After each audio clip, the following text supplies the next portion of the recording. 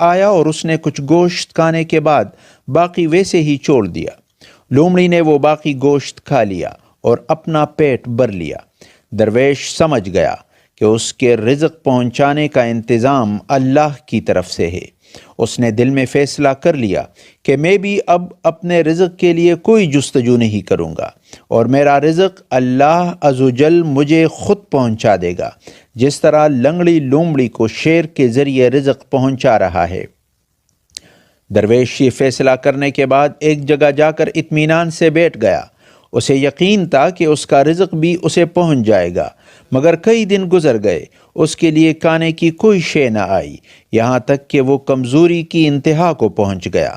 اس دوران اس نے نزدیک ایک مسجد کے محراب سے یہ آواز سنی کہ اے درویش، کیا تو لنگڑی لومڑی بننا چاہتا ہے یا پھر شیر جو اپنا شکار خود کرتا ہے؟